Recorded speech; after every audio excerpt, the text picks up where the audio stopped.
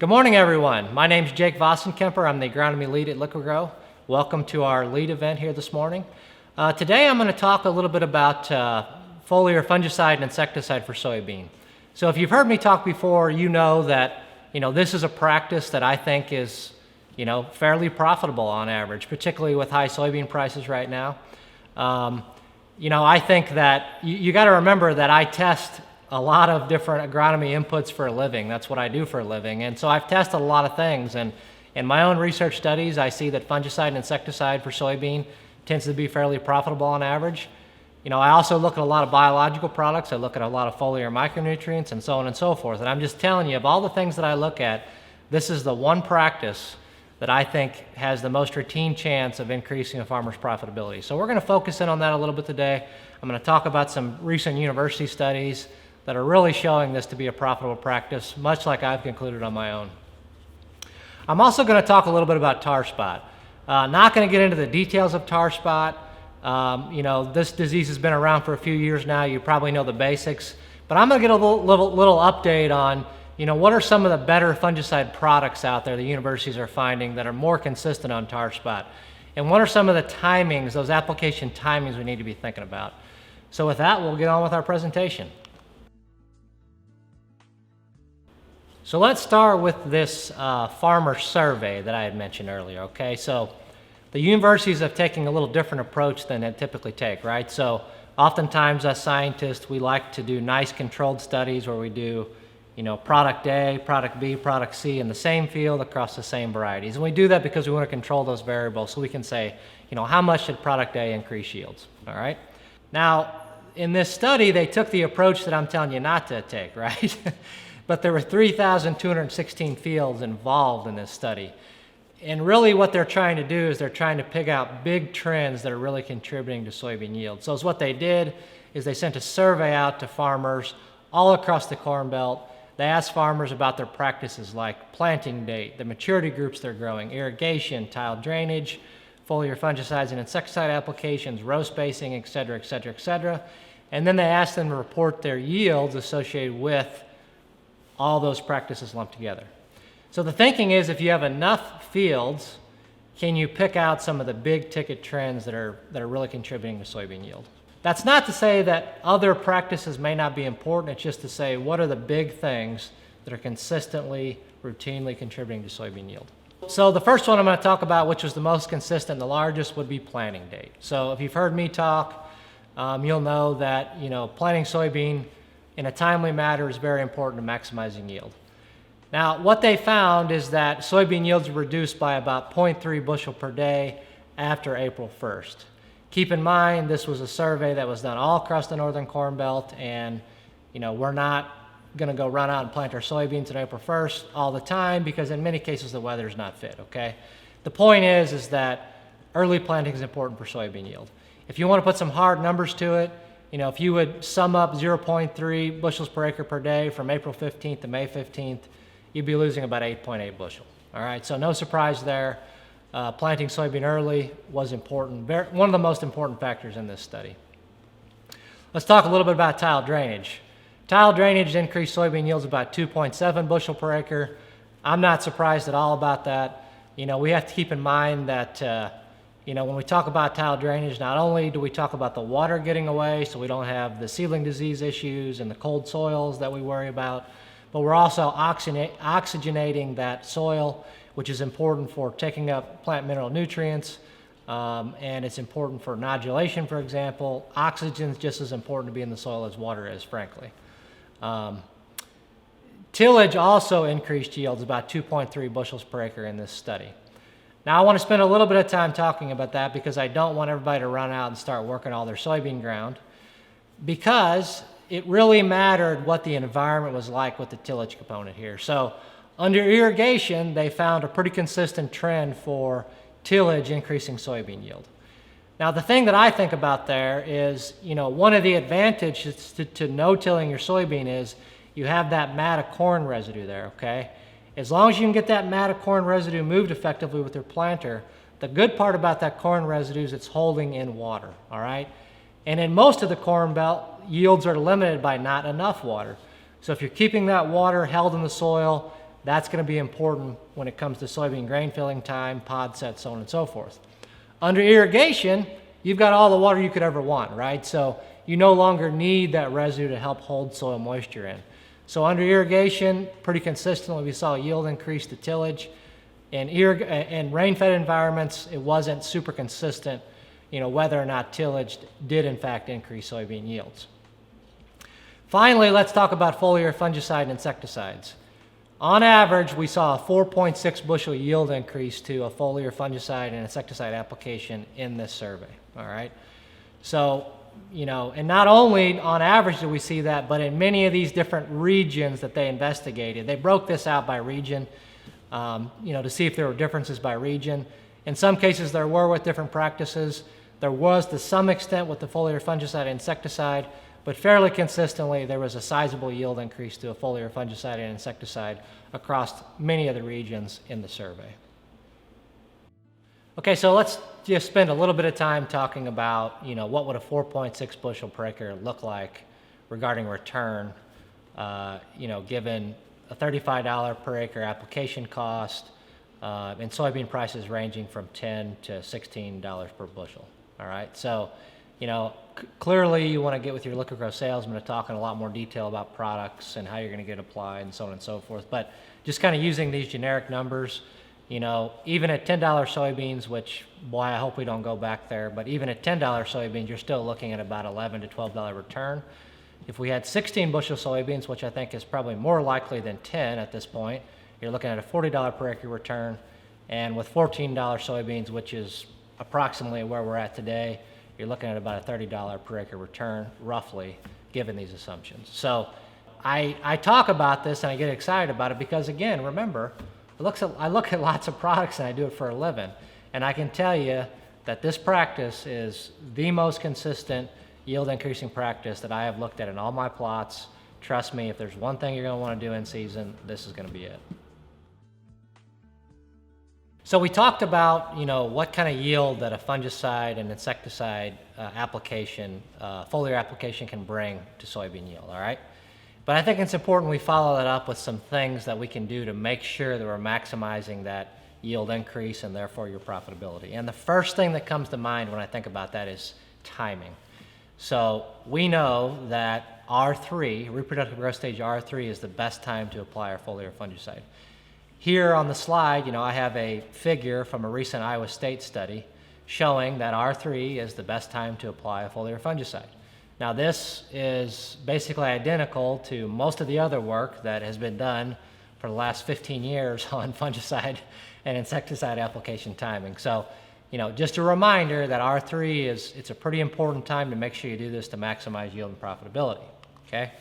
The next thing I want to hit on, because in my practical experience, when I'm out talking with farmers and ag retail salesmen to some extent, I often get questions about, well, what is reproductive growth stage R3? So I want to spend just a minute and talk about that. So in brief, R3 is when there's a pod that's at least 3/16 of an inch long in any of the four uppermost nodes, all right? So if you were to grab a soybean plant starting from the top and working your way down, you would count, leaf number 1 with a node, leaf number 2 with a node, and by the way, a node is where the leaf petal intersects the stem. Leaf number 3 with a node, leaf number 4 with a node. If there is one pod that's 3/16 of an inch long in any of those four uppermost nodes, that is R3, okay? And I spent a lot of time training our sales folks on how to identify that and understand how to do that. So if you have any questions about how to do that or you're questioning yourself at all, reach out to one of your Liqui-Grow salesmen and they can definitely help you do that. Okay, so the next thing I want to talk about is, under the assumption that we're going to, start applying more fungicide in season than maybe we have in the past, we need to start thinking about resistance, right? We know that, there's many weeds that are resistant to specific classes of herbicides, for example, right? That's because we use them so much, okay? So if we're going to start using fungicide more, we need to think about, diseases becoming resistant to these fungicides. And in fact, We're already starting to see that with a disease called frog eye leaf spot, all right?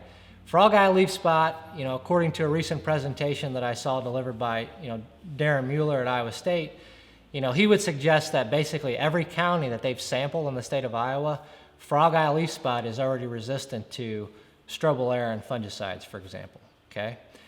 And in general, we tend not to get too worried about frog eye leaf spot, but, Darren would suggest that perhaps frog eye is becoming more prevalent, more consistent in the state of Iowa because we've seen that falls tend to be warmer. We see that winters tend to be a little bit warmer. Therefore, frog eye leaf spot is overwintering further north, so it takes less time to get into the state of Iowa, all right? So we know that frog eye leaf spot, potentially is increasing in prevalence in the state of Iowa, and we know that most of the strains in the state of Iowa are probably strobilurin resistant, all right? So that means we need to think about what is the approach regarding using a foliar fungicide to help manage resistance to frog eye leaf spot as well as some other diseases that could become resistant to foliar fungicides. All right, so we just talked about how frog eye leaf spot, basically all the strains in the state of Iowa are going to be resistant to strobilurin fungicides. And let's talk about what that means regarding the ramification of picking a fungicide to use, all right? Maybe you're considering, well, I'll just use, a cheap fungicide like Headline at this point, okay? The problem with that is if you just use Headline, guess what? The only thing that's in it is a strobilurin mode of action, and it's not going to kill frog eye leaf spot. You probably also want to consider using a fungicide that has, 2 or 3 working modes of action. So, now, that would eliminate Pyraxor, for example, because all you have is the SDHI inhibitor. You'd be much better off to pick something like Trivapro, Marvesneo, Delero Complete, Revitec, that would at least have 2 working modes of action on frog eye leaf spot, for example, and other diseases, so we don't see resistance development. So it's no different than is what happened with weeds, right, guys? So we've used glyphosate continuously for a lot of years, and that trained weeds to become resistant to glyphosate, for example, okay? So we don't want to train these fungi to become resistant to foliar fungicides. And one way to avoid that is to use multiple modes of action, just like we've learned to do with herbicides. So when I was at the ICM conferences, I had referenced that, Darren Mueller gave a fantastic presentation about, just kind of a fungicide update in general. But one thing that he mentioned was that, the one disease that he'd be most concerned about in the state of Iowa, reducing soybean yields in a big way would be frog eye leaf spot. And he referenced some of the reasons why he's more concerned about frog eye today than perhaps 10 years ago, okay? So they did an interesting study. They said, okay, we publish these disease efficacy publications. This is from the Crop Production Network here. So they publish, most of the fungicides and, do these fungicides control frog eye leaf spot, for example, fair, good, very good, et cetera, et cetera, et cetera. He wanted to know if those ratings for disease control were correlated with yield increases from different fungicides. And I think, it's a unique study because if you want to know which fungicide to use, Darren would suggest that you need to be picking one that's very good on frog eye leaf spot. Well, that actually makes the conversation about which fungicides to use a lot easier if that is the case. So it turns out it was. So they found that if you would select a fungicide that was very good from that Crop Production Network list, that those were actually the fungicides that did the best job of controlling frog eye leaf spot. So I thought it was a great little thing they did. I thought Darren made it very simple. So, I think it was a really good piece of useful information that I wanted to pass on. So if you were selecting a fungicide in the state of Iowa for soybean, I think it'd be a good idea to select a fungicide that is rated very good on frog eye leaf spot. And if you do so, you're probably picking out the best fungicide to use in general in the state of Iowa and Northern Illinois. So if you use the example that we gave a minute ago, you go to the Crop Production Network, you look at the list of fungicides, you're going to pick a fungicide that's rated very good on frog eye leaf spot, and that would be an excellent fungicide to use in the state of Iowa. If you're following that assumption, you would look at this chart here and you would say, okay, Marvesneo, for example, is rated very good for frog eye leaf spot control. So would Lucento, Delero Complete, Revitec. But Trivapro, for example, is rated fair to good. It's just an example. You could eliminate that one. Quilth XL, for example, would not be rated very good for control of frog eye leaf spot, so you could eliminate that example. So before we move on and talk about tar spot, I would just want to kind of give a brief summary of what we've covered in soybean and some of the important points. So a recent university study suggested that, the average yield increase for a fungicide and insecticide, across the corn belt could be as much as 4.6 bushels per acre. That would provide a $20 to $40 per acre per turn at today's soybean prices. Remember, R3 is the optimum application time, and you want to use a fungicide with 3 modes of action or at least 2 working ones. Remember, strobilurins aren't effective on frog eye leaf spot, and you want to pick a fungicide that's rated very good for frog eye leaf spot control.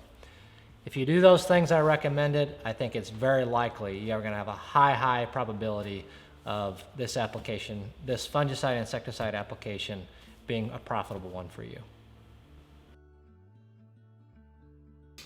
So let's move on and talk about tar spot. So like I mentioned at the beginning of the presentation here, we're not going to go into all the nitty-gritty details of tar spot because we've done that, okay? I want to mainly focus on application timing and product selection. So I want to start off by saying, it looks to me like tar spot is here to stay. We've had tar spot in some level in our geography for the last 3 years, all right?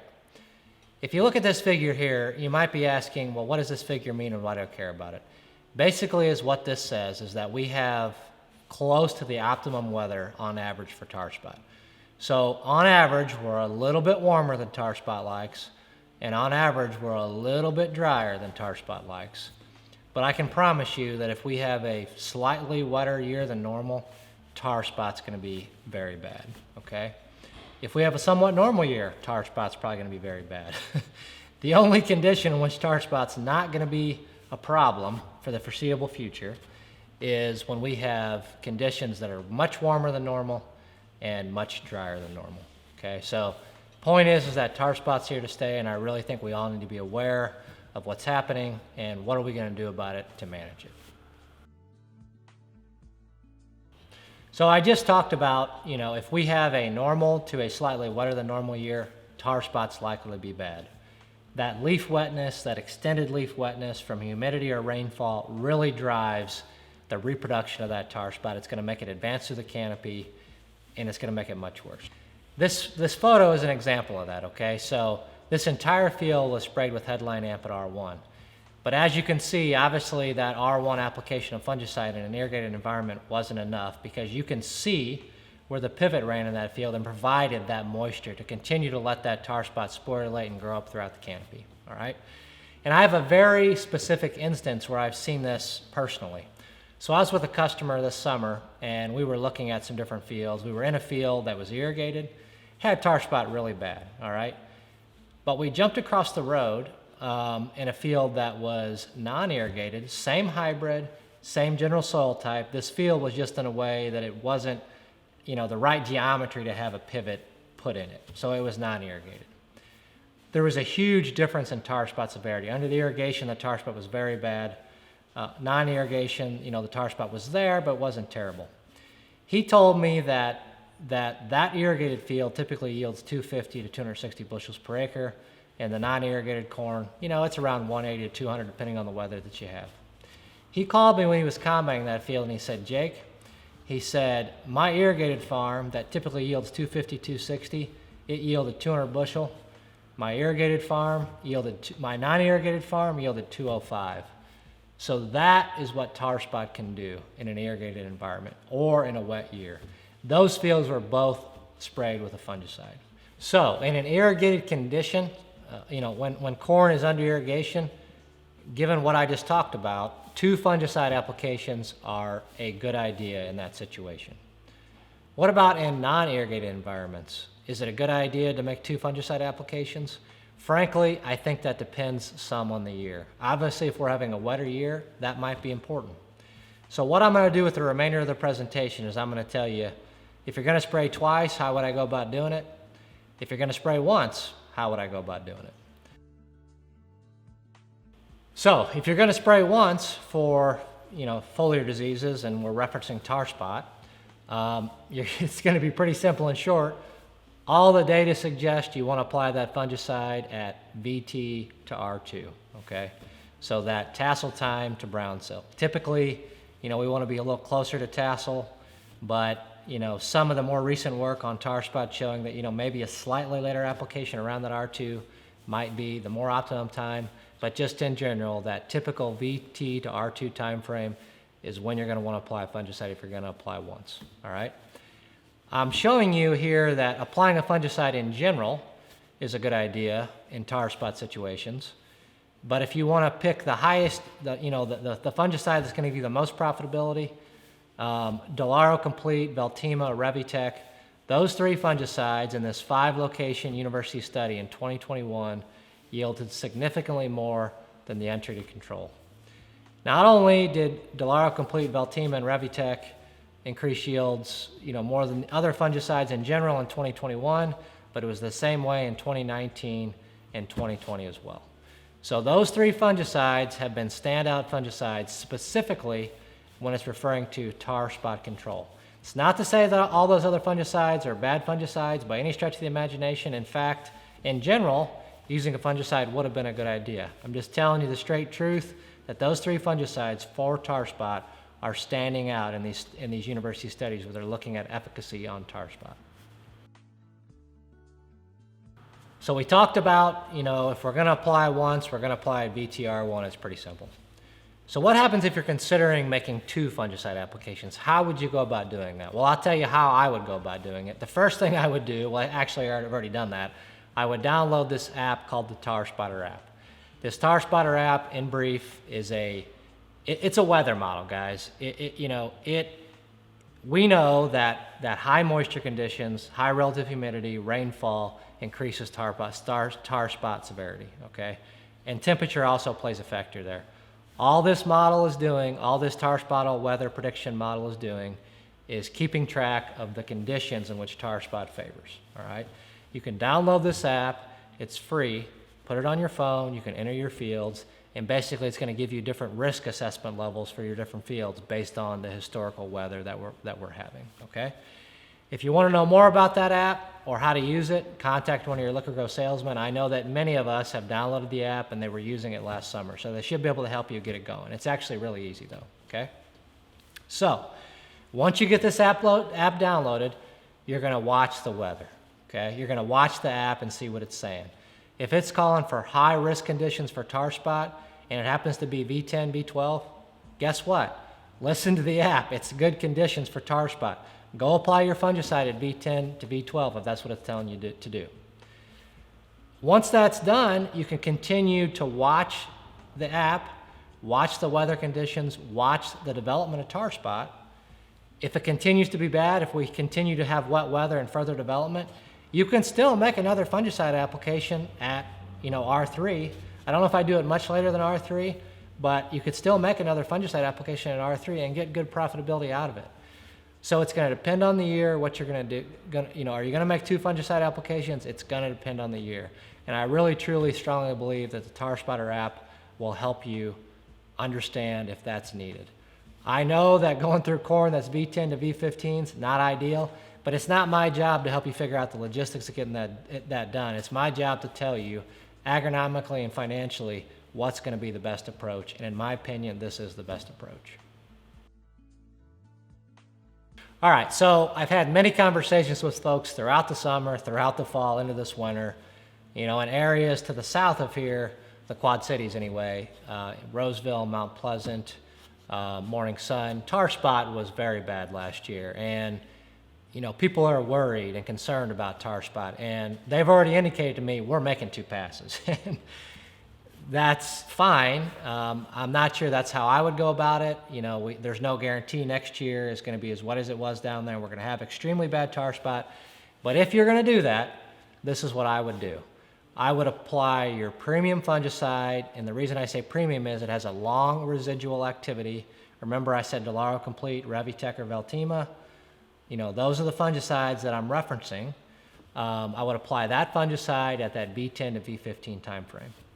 I would make sure that I'm not adding any other product to that tank unless you are other than the fungicide, unless you're absolutely, positively, for sure that the manufacturer says it is labeled to be applied at a pre-tassel fungicide timing application. Remember, years ago we had a lot of issues with ear abortion from those pre-tassel fungicide applications. So I want to be clear as day. I think that's fine to do an application like that. These products are labeled for that, as long as we're not adding other products that we are unsure are safe to be added at that time. So I would apply my first fungicide application of that V10 to V15 timing with the ground rig, followed by an R3 application. If you're dead set on making 2 applications, that is how I would do it. Well, some of you might be saying, well, what about V6 to V5 and then followed by a VT application?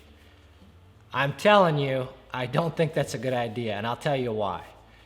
Much of that fungicide at V5 to V6 hitting the ground. It's not even getting on the leaves, it's not protecting the leaves, it's not providing residual control. So that's a great reason why I don't think it's a good idea. In addition to that, the leaves at V5 to V6 end up at the bottom of the plant.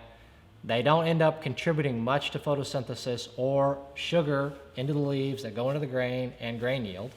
And frankly, a lot of those probably end up falling off the plant before grain filling. So those leaves down there at V5 to V6 don't end up contributing much to final grain yield. Lastly, independent university studies that are very extensive don't show a V5 to V6 application being profitable. So I know that it's the easy button. We're making a pass over the field. It saves a few bucks.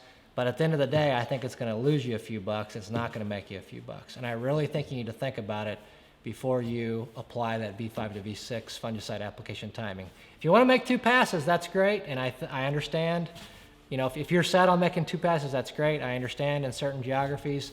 But I would make that first pass at that V10 to V15 timing, followed by an R3 timing, not a V5, V6, followed by VT. So I just told you why I don't think a V5 to V6 application timing is a great idea. I listed out those reasons why. That's my personal experience, as well as just thinking about corn physiology, plant development, and what contributes to yield and what doesn't. But I'm going to show you a very extensive university study that was published in 2021 looking at various fungicide application timings in corn. And the bottom line is this. A fungicide application at approximately what a fungicide costs per acre at $5 corn, it's going to be profitable 60 to 70% of the time. Before the tar spot error, I might add, these studies were done in 2014 and 2015. But the V6 fungicide application timing only increased profitability 5 to 15%, even at $5 corn. So I told you the reasons why that's not a good idea, and here's the numbers to show you my concern about those V5 to V6 application timings. So we spent a lot of time talking about fungicide timing, selecting fungicides for tar spot today, and we focused so much on that today because some of the other management tactics that we could typically use to help control these diseases we don't have, right? It's very unclear which hybrids are resistant to tar spot, if any, consistently that is. So, it's difficult to select a hybrid for resistant to tar spot right now, and for some time that's going to be the case.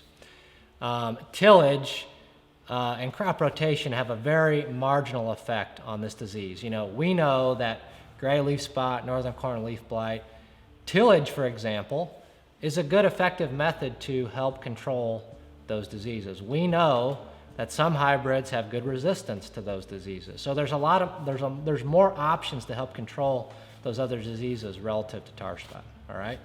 So we focused a lot on fungicides today regarding tar spot because we know that's one of the most effective ways to control tar spot at this point in time. Appreciate you listening today. I'll be on for a live Q&A session if you have any further questions, and hope you have a good rest of the winter. Lead Academy. Liqui-Grow Excellent. And agronomy development.